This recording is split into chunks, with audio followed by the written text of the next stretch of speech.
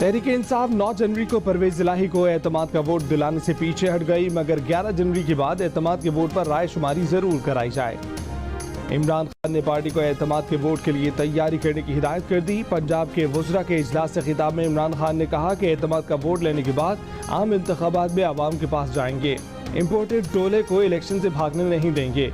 ये टोला इस्लामाबाद के बाद कराची के बल्दियाती इलेक्शन से भी भागने की कोशिश कर रहा है।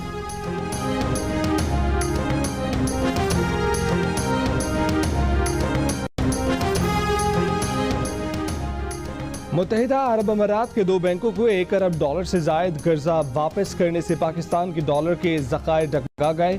स्टेट बैंक के पास डॉलर के ज़खायर सिर्फ $4.5 अरब रह गए।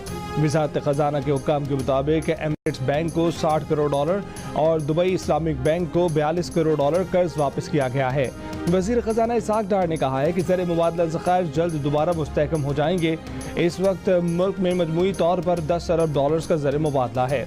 कमर्शियल बैंकों के पास मौजूद $6 अरब भी पाकिस्तान ही में हैं। जेनीवा में IMF हुकाम से मुलाकात होगी।